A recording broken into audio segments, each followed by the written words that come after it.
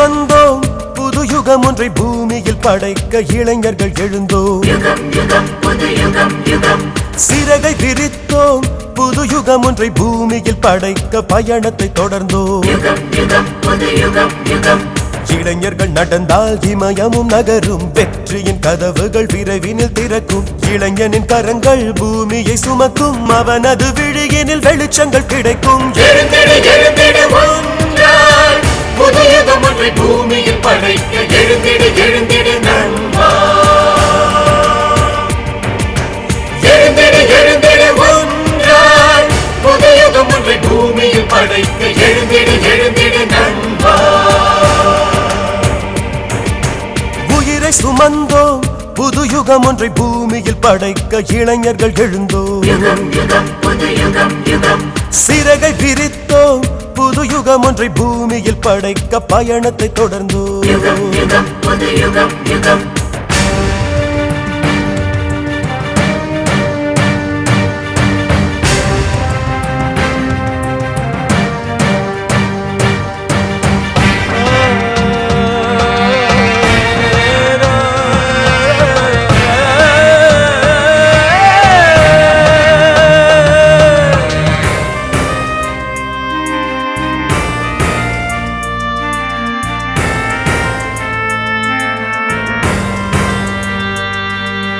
தண்ணீராக நீ இருந்தால் தவளைகள் தானே நீச்சலிடும்.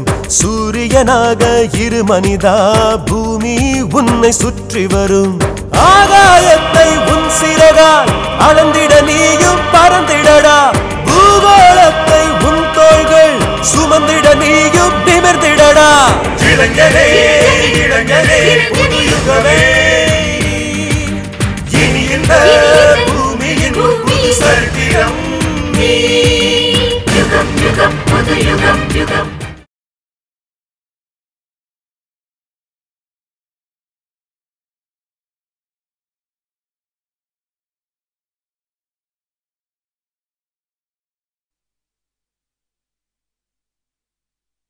எனக்கு நல்லா இருக்கா?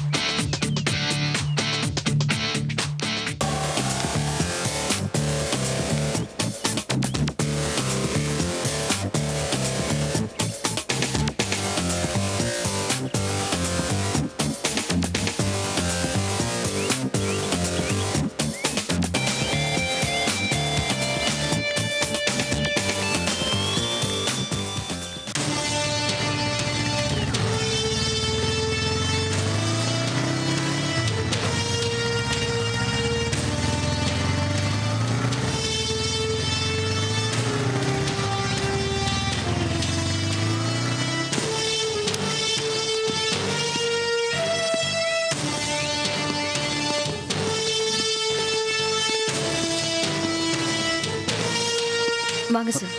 வணக்கம் மேடம். இன்ஸ்பெக்டர் வந்தவொடனே பயந்துட்டீங்களா?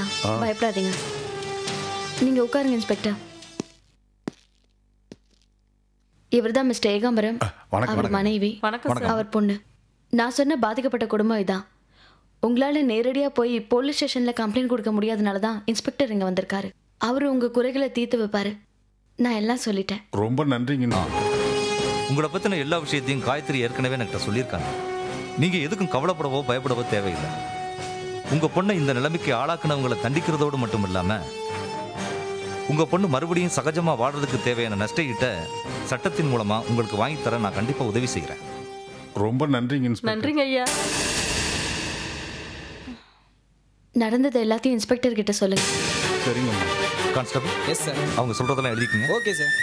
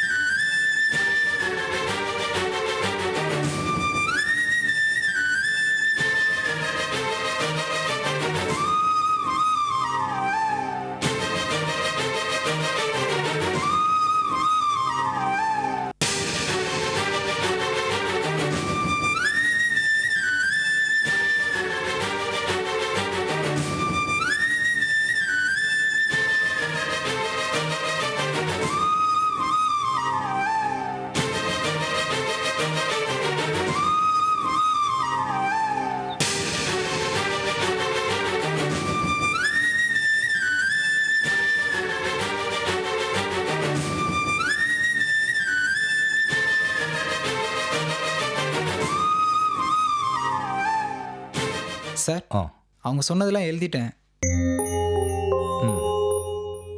சார். இதில் கையெழுத்து போடுங்க.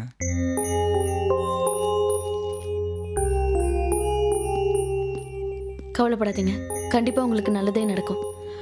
நான் சொன்ன சித்ராவோட கேஸுக்கு அப்புறம் உங்க மகளோட கேஸையும் நான் பத்திரிக்கையில பப்ளிஷ் பண்ணிருக்கேன். அதுக்கப்புறம் அந்த ஹாஸ்பிட்டலால பாதிக்கப்பட்டவங்க, ஏமாத்தப்பட்டவங்க, மிரட்டப்பட்டவங்க அவங்க கேஸ் எல்லாம் பப்ளிசிட்டி பண்ணுவாங்க. சரிங்கம்மா. எல்லா கேஸையும் ஒன்னா சேர்த்து விசாரிக்கும் போது அந்த ஹாஸ்பிட்டல் நிர்வாகம் தப்பிக்கவே முடியாது. நீங்க தைரியமா இருங்க. ரொம்ப நன்றிங்க இன்ஸ்பெக்டர். எங்கிருந்தோ வந்து எங்களுக்காக இவ்வளவு தூரம் சிரமப்படுற உங்களுக்கு நாங்க எப்படி நன்றி சொல்ல போறோம்னே தெரியல. எனக்கு உங்க நன்றி எல்லாம் வேண்டாம். உங்க மகளோட வாழ்க்கை நல்லபடியா அமையணும், அதான் எனக்கு முக்கியம். சரி, நான் கிளம்புறேன். இனிமே இன்ஸ்பெக்டர் பார்த்து ரொம்ப நன்றி. வரேன். வாங்கம்மா. வரட்டுமா? அப்ப நான் வரேங்க. வாங்க சார். போயிட்டு வாங்க ஐயா.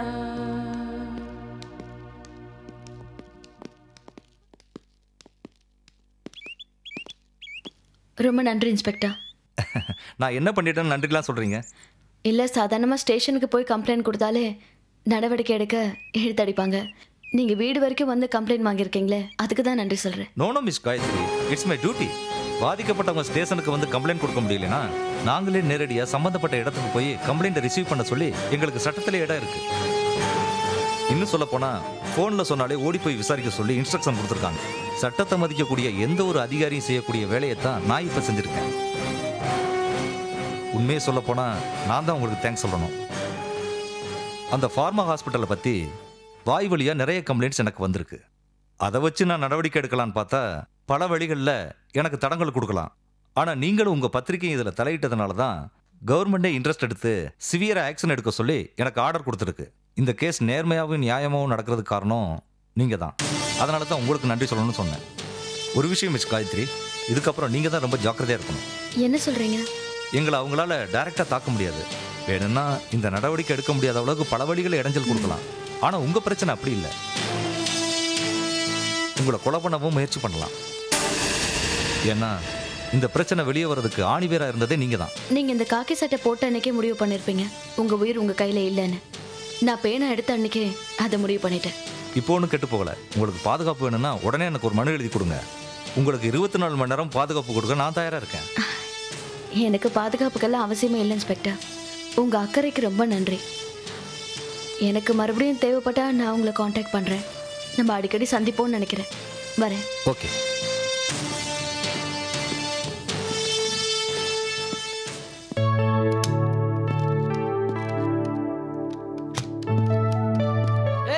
இரு, மவுசை கோழி பிடிக்கிறோம் பிடிச்சா எப்படி யாரும் நிற்கும்? மவுசை சாப்பிட்டு ஹேண்டில் பண்ணுப்பா. ஏன் சார் எலி பிடிக்கிற மாதிரி பொறி வச்சு பிடிக்கலாமா? நீ என்ன ஆர்ட்ஸ் கால் ஸ்டூடெண்டா? எப்படி சார் கண்டுபிடிச்சிங்க? இதை கண்டுபிடிக்க சயின்டிஸ்ட் வரணுமாக்கா? பேச்சை பார்த்தா தெரியாதா? இது காலேஜ் இல்லை, கம்ப்யூட்டர் சென்டர். முதல்ல பேச்ச குறை, வேலையை பாரு. சரிங்க சார்.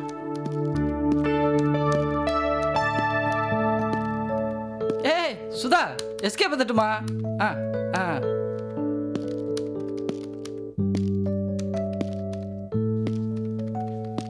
ஆமா, உன் பேர் என்ன சொன்ன? விமலா தானே? விஜயா. நல்ல பேர். வீல ஆரம்பிக்குதுல. விக்டரி கூட வீதா முதல் தெரியல. மவுஸை கரண்ட் பிடிக்கும் மாதிரி பிடிக்கக்கூடாது, இப்படி சாப்பிட்டு ஹேண்டில் பண்ணணும்.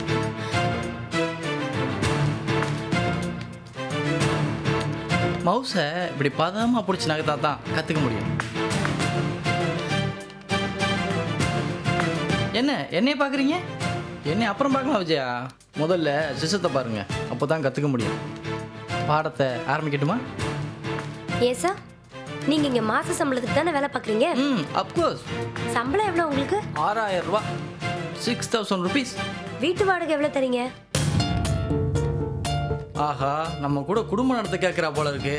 காரில் வந்து இறங்கின பணக்காரோடு பொண்ணு நம்ம கையை பிடிச்சோன்னே கரண்ட் பணம் சொன்ன மாதிரி கப்புன்னு ஒர்க் அவுட் ஆயிட்டாலே. God is the great. Hello, வீட்டு வாடகை எவ்வளோ தரீங்கன்னு கேட்டேன். அட்டாச் பாத்ரூமோட பெட்ரூம் இருக்கு, கேஸு, மிக்சி, கிரைண்டர், 2 வீலர் கூட இருக்கு. ஓஹோ, வீட்டு வாடகை கேட்டில்ல? மாதம் 2000 ரூபா தரேன். எல்லா செலவும் போக மாசம் எவ்வளோ மிச்சம் இருக்கும்? உங்ககிட்ட உண்மையை சொல்றதுக்கு என்ன விஜயா, இப்போதைக்கு 500,000 கடன் வாங்கினா சமாளிச்சிடலாம். சாந்தி பிரதர்ஸ் சன்கோல அப்ளிகேஷன் போட்டிருக்கேன், கண்டிப்பாக வேலை கிடைச்சிரும். மாதம் 8000 ரூபா சம்பளம். அப்புறம் கடன் வாங்குற வேலையே இருக்காது பாரு. ஆக மாசம் பட்ஜெட் போட்டு குடும்பம் நடத்துற சாதாரண ஃபேமிலி மேன் நீங்க. ஏறக்குறையா அப்படித்தான். கொஞ்சம் தொடாம சொல்லி தர முடியுமா? உங்க ரேஞ்சுக்கு வேற யாரையாவது ட்ரை பண்ணுங்க சார். Best of luck. அங்க என்ன சிரிப்பு? கம்ப்யூட்டர்ல என்ன கவுண்ட் பண்ணி சோக்கா காட்டுறாங்க? கிளாஸுக்கு வந்தா கவனம் ஃபுல்லா கம்ப்யூட்டர்ல இருக்கணும், புரிஞ்சுதா? இங்க பாருங்க விஜயா, இந்த சிஸ்டத்துல Pentium 4 அட்டாச் பண்ணியிருக்கு. விலை பட்ஜெட்டுக்குள்ள இருந்தாலும் நிறைய அட்வான்டேஜ் இருக்கு.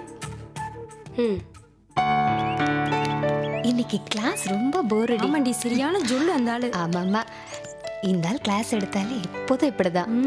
ஓகே, வேற என்ன பிளான்? இன்னைக்கு என்ன ப்ரோக்ராம் டே? நத்திங். ஹாய் விஜயா, ஒரு நிமிஷம். Hi Vijaya. Hi. Hi, I am Hema. என் பேர் ஜெனிஃபர். ஹலோ. எந்த காலேஜ்ல படிக்கிற?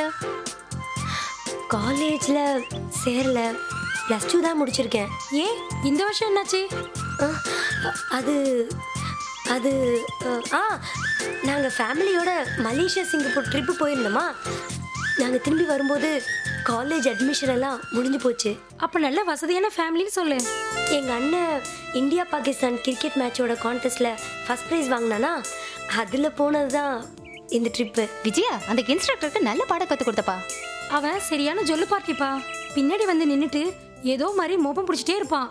பார்க்கக்கூடாத இடத்துல எல்லாம் எக்ஸ்ரே கண்ணை அலைய விடுவான். மவுசை பிடிக்கிறேன்னு சொல்லி கையை பிடிப்பான். நீ மட்டும் இன்னைக்கு இப்படி பேசலன்னு வச்சுக்கோயே, டெய்லி உனக்கு இந்த டார்ச்சர் கண்டினியூ ஆகிட்டே இருக்கும். பொதுவா இன்ஸ்ட்ரக்டர் எல்லாம் ஜென்டில்மேனா தான் நடந்துக்குவாங்க. நம்ம கெட்ட நேரம் இந்த மாதிரி அல்பத்தனமான ஆள் கிட்ட வந்து மாட்டிக்கிட்டோம். நீ நேரடியா திட்டிருந்தா கூட அந்த ஆள் கிளாஸ் நடத்தும் போது இதெல்லாம் சகஜம்னு சொல்லி சமாளிச்சுப்பாரு. ஆனா நீ டெக்னிக்கா அவர் சம்பளம் என்ன, வீட்டு வாடகை என்னன்னு விசாரிச்சு அவரோட தகுதி என்னன்னு அவருக்கு உணர்த்தின பாரு, அந்த ஆள் அப்படியே ஆடி போயிட்டாரு. சரி வா போலாம். ஏய், அவ என்ன நம்மள மாதிரி பஸ்ல போற பார்ட்டியா? காருக்காக வெயிட் பண்றா போல இருக்கு. இல்ல விஜயா? சரி, நாங்க வரோம். பை.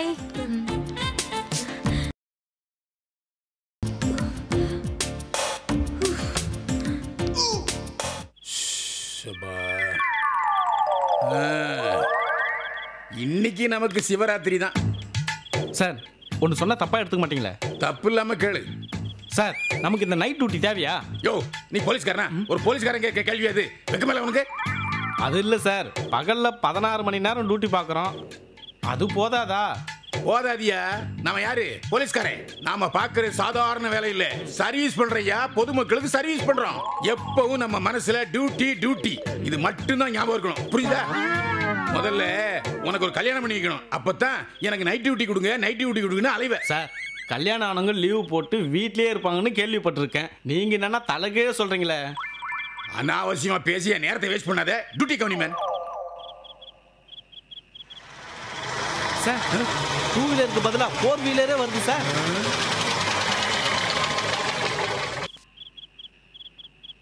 அங்கே நின்றுச்சு. வருயா, அவசரப்படாத.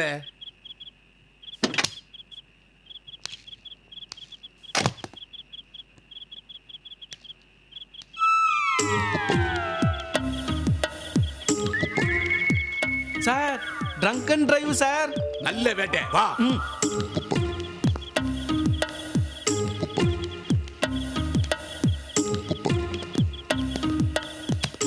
யோ, வணக்கம் சார். வணக்கம் இருக்கட்டும். குடிச்சிட்டு வண்டி ஓட்டியே, தப்பு தானே? சத்தியமா குடிக்கல சார், வேணா டெஸ்ட் பண்ணி பாருங்க. நாத்தடிக்கலையே சார். அவன் குடிச்சதை நம்ம 4 கண்ணால பார்த்தோமே சார். பார்த்தையா, ஆனா நாத்தடிக்கலையே சார். குடிக்காம வரணும்னு நீங்க நிக்க வச்சு கறந்துடுவீங்க. இவன் குடிச்சதை நம்ம 4 கண்ணால பார்த்துட்டோம். விடுவா போறீங்க? இப்ப பாரு நான் எப்படி கொக்கி போடுறேன்னு. யோ, நீ காரை விட்டு இறங்கி குடிச்சத நாங்க 2 பேரும் எங்க 4 கண்ணால பார்த்தோம். குடிச்சியா இல்லையா? சார், அதை பீர் நினைச்சிட்டீங்களா? Cool drink sir. இங்க பாருங்க. என்னையா இழிக்கிற? எடுத்த இடத்துல வை. சார், இவனை பார்த்தா நம்ம கையில புடிப்படுற மாதிரி தெரியல சார். பொறுத்திருந்து பார். எப்படி சூடு. எது எப்படியோ, நீ குடிச்சல? ஆமா சார், கூல் ட்ரிங்க்ஸ் குடிச்சேன் சார். யோ, நீ என்ன குடிச்சேன்னு கேட்டனா? குடிச்சியா இல்லையா? ஒழுங்கா பதில் சொல்லு. ஒரே குழப்பமா இருக்கே. இது எப்படி இருக்கு சார்? உண்மையிலேயே நீங்க பெரிய ஆளுங்க சார். கப்புன பாயிண்ட புடிச்சிட்டீங்க சார். அது வந்து என்னையா வந்து போய்ங்கறான். யோ, ஐயா கேக்குற கேள்விக்கு கரெக்டா பதில் சொல்லு. பொய் சொன்னா அதுக்கும் ஒரு கேஸ் போட்டுவாரு. ஆமா, குடிச்சல? ஆமா சார், குடிச்சேன். குடிச்சிட்டு வண்டி ஓட்டுறது சட்டப்படி தப்பு. எடு 500 ரூபா ஃபைன். சார், கூல் ட்ரிங்க்ஸ் குடிச்சதுக்குலாம் 500 ரூபா ஃபைன்னா ரொம்ப அதிகம் சார். பெரிய தொல்லையா இருக்கானே. யோ, அது குடிக்கிறதுக்கு முன்னாடி யோசிக்கலையா? உன்னை பார்த்தா பாவமா இருக்கு, ஒரு 100 ரூபாய் வெட்டு. ஐயா, நான் கரெக்ட் பண்ணிக்கிறேன்.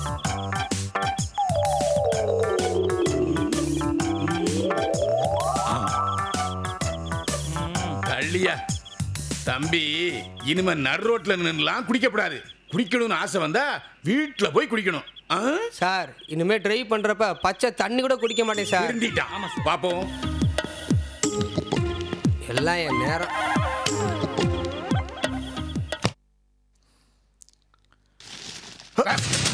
அன்னைக்கு நம்ம ஆஸ்பத்திரி விஷயத்துல எந்த தப்பு நடக்காது, தவறான விஷயங்களே நடக்காம பாத்துக்கணும்னு சொன்னீங்க. இதுக்கு என்ன அர்த்தம்? சார், இந்த கேஸ் 2 வருஷத்துக்கு முன்னால வந்தது. நான் வேலைக்கு ஜாயின் பண்ணி 1 வருஷம் தான் சார் ஆகுது. நீ லேட்டா 1 வருஷம் கழிச்சு ஜாயின் பண்ணிவிட்டு ஐயா மேல படிய போறியா? இந்த கதையெல்லாம் இங்க நடக்காது. சொன்னபடி நடக்கணும். அப்பதான் ஐயா கிட்ட நல்ல பேர் வாங்க முடியும். சார், நான் ஜாயின் பண்றதுக்கு முன்னால் நடந்த விஷயத்துக்கெல்லாம் நான் எப்படி சார் பொறுப்பேற்றுக்க முடியும்? என்ன சார் பேசுறீங்க? உங்களுக்கு முன்னாடி பிறந்தவங்க தான் உங்க அப்பா அம்மா. அவங்க சொத்தையெல்லாம் நல்லா அனுபவிக்கல ஜாலியா? அதே மாதிரி தான் இதுவும். இதுக்கு பதில் சொல்லி தான் ஆகணும். இதை பாரு சந்தனமூர்த்தி, நிர்வாகம் அப்படின்னா பல விஷயங்கள், பல பிரச்சனைகள் இந்த மாதிரி வரும். அதை எப்படி சமாளிக்கிறதுன்னு யோசனை பண்ணணுமே தவிர ஏதாவது சாக்கு போக்கு சொல்லி தப்பிச்சுக்கலாம்னு நினைக்கிறது ரொம்ப தப்பு. சார், அவங்க வந்து என்னை பார்க்கவே இல்லை. அவங்க நேராக ப்ரெஸ்ஸுக்கு போயிட்டாங்க. ப்ரெஸ்ஸுக்கு போனதுக்கப்புறம் அது போலீஸ் கேஸ் ஆகிடுச்சு. இல்லை, நான் தெரியாமல் தான் கேட்குறேன். உன் மனசில் நான் கலெக்டர் நினைப்பா? எல்லாரும் வந்து உங்ககிட்ட மனு கொடுப்பாங்களா? இந்த மாதிரியா? உனக்கு முன்னால் இந்த நிர்வாகத்தில் என்ன குறை நடந்திருக்கு, என்ன தப்பு நடந்திருக்குன்னு கண்டுபிடிக்கிறது உன் வேலை. அதை விட்டு சாக்கு போக்கு சொல்லி தப்பிச்சு கூடாதுன்னு ஐயா சொல்கிறாரு. சும்மா. அந்த சித்ரா கேஸ் எப்படி போயிட்டு இருக்கு? எப்போ முடியும்? எப்போ நம்ம ஆஸ்பத்திரியை திறக்கிறது? தெரியுதா? தண்டத்துக்கு எவ்வளோ நாள் தான் சம்பளம் வாங்கிங்கன்னு ஐயா நாசுக்கா கேட்குறாரு. சார், நான் வக்கீலை பார்த்துட்டு வந்திருக்கேன். அவர் இப்போ வந்துருவார். சார், வாயா வக்கீலு, வா. என்ன பார்க்க கூட உனக்கு நேரம் இல்லையா? தேவனோக ஐயா, இனிமேல் இருந்தாலும் எதனா வவுச்சர் கொடுத்தான்னா என்ன கேட்காம பாஸ் பண்ணாரு. அப்பதான் பணத்துக்காகவாவது என் முன்னாடி வந்து நிற்பான். அட நீங்க வேறங்க, உங்க கேஸ் விஷயமா அலைஞ்சதுனால தான் எனக்கு உடம்பு சரியில்லாம போச்சு. அதான் உங்களை வந்து பார்க்க முடியல. நல்லா சமாளிக்கிறியா? ஆமா, கேஸ் பொசிஷன் எப்படி இருக்கு? அட நீங்க வேறங்க, நேத்தி வரைக்கும் நாம ஜெயிச்சிரும் அப்படிங்கிற நம்பிக்கை இருந்துச்சு. ஆனா இன்னைக்கு காலையில இருந்து அந்த நம்பிக்கையே குறைய ஆரம்பிச்சிருச்சு. ஏன் வக்கீல், படித்த படிப்பு, ஐபிசி நம்பரு இதெல்லாம் மறந்து போச்சா உனக்கு? அட அது இல்லையா, இது வரைக்கும் சித்ராவோட கேஸ் மட்டும்தான் இருந்துச்சு. இன்னைக்கு என்னடான்னா புதுசா அருணான்னு ஒரு பொண்ணு கேஸ் போட்டிருக்கிறா. நாளைக்கு கிரிஜா, நாளான்னைக்கு மாலா, இப்படி ஒவ்வொருத்தராக கேஸ் போட்டாங்கன்னு வச்சுக்கோங்க. அப்புறம் அந்த ஆண்டவனால கூட நம்மளை காப்பாற்ற முடியாதுங்க. ஹலோ, அப்போ இனிமேல் உனக்கு ஃபீஸே கொடுக்க வேணாம்னு சொல்கிறியா? அட நீ என்னப்பா, நீ ஐயா ஆஸ்பத்திரி திறந்துட்டான்னு வச்சுக்க, நீ என்ன கொடுக்கறது? ஐயா கிட்ட நான் கேட்டு வாங்கிக்க மாட்டேன். யோ இப்போ அதுவா முக்கியம்? கேஸ் எந்த நிலைமையிலயா இருக்கு? இனிமே உங்க ஆஸ்பத்திரியை பத்தி இம்மி அளவு கூட தப்பான நியூஸ் வரக்கூடாது. இந்த புதுயுகம் பத்திரிகையோட சப் எடிட்டர் காயத்ரி இருக்கால, அவதாங்க இவ்வளவுக்கும் காரணம்.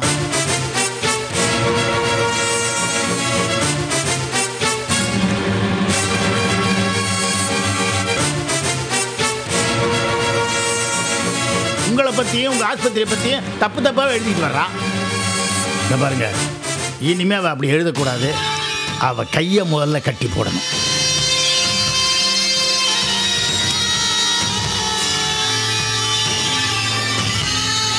டேய் மனோகர் ஐயா, நீயும் அந்த காசிநாதனும் போயிட்டு காயத்ரியை நான் பார்க்கணும்னு சொல்லி கூட்டிகிட்டு வாங்க. சரிங்க ஐயா.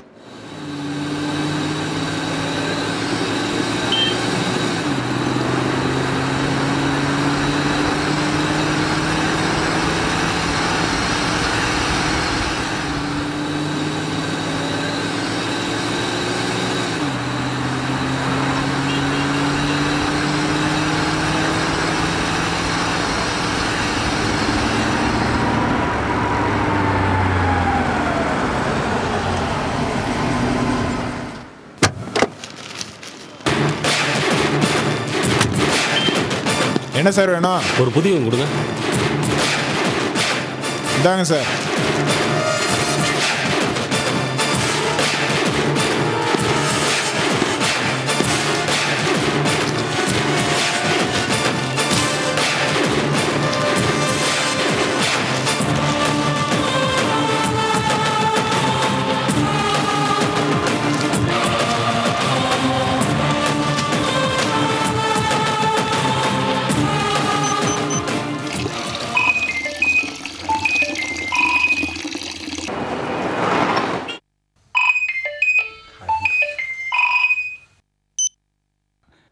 வணக்கம், சொல்லுங்க.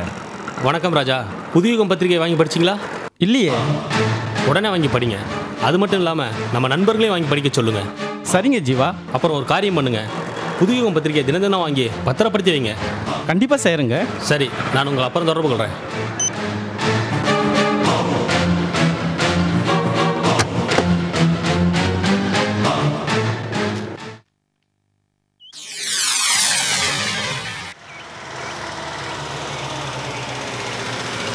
வண்டியில் பிரேக்குன்னு ஒன்று இருக்கா? அமுக்கு.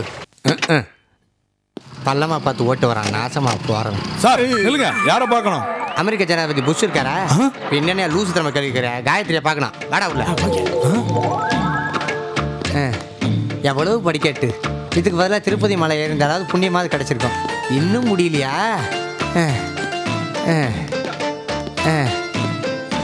ஃபோன் வேற. என்னடா ஆஃபீஸ் காலியாக இருக்கு? ரிசப்ஷன் இங்கனே. One step back. Madam, Gayathri madam இருக்காங்களா? யார் நீங்க? என்ன பார்த்தா யாருன்னு கேட்டீங்க? என்ன யாருன்னு தெரியல? அதை தான் நானும் கேட்குறேன். யார் நீங்க? தெரிஞ்சுங்க, த மல்டி மில்லியனர் கிரேட் உமாபதியோட ஒரே PA. My name is Manohar. சரி, என்ன விஷயமா காயத்ரி மேடத்தை பார்க்க வந்திருக்கீங்க? அதெல்லாம் அவங்ககிட்ட தான் சொல்ல முடியும். அப்போ வெளியில போய் வெயிட் பண்ணுங்க. ஆஃபீஸ் டைம் முடிஞ்சு வெளியில வருவாங்க, அப்போ பார்த்துக்கோங்க. என்ன குழந்தை ஸ்கூல் முடிஞ்சு வெளியே வரோம், வீட்டுக்கு கூட்டு போற மாதிரி பேசுறீங்க? என்ன நினைச்சுக்கிறீங்க உங்க மனசுல? ஒரு ஆபீஸ்க்கு வந்தா மரியாதை நடக்கிறது இல்ல, பணிவா நடக்கிறது இல்ல. இப்படியா பந்தா பண்றது? என்னன்னு சொன்னாதானே அந்த பொண்ணுக்கு தெரியும். நானு ஆய மூடு.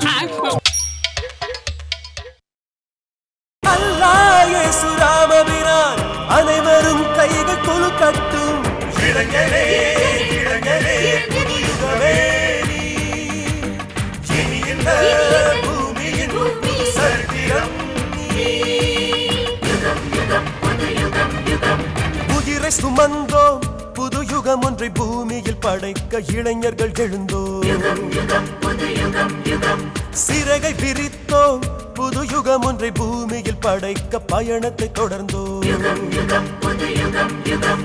இளைஞர்கள் நடந்தால் இமயமும் நகரும், வெற்றியின் கதவுகள் விரைவினில் திறக்கும். இளைஞனின் கரங்கள் பூமியை சுமக்கும், அவனது விழியினில் வெளிச்சங்கள் கிடைக்கும்.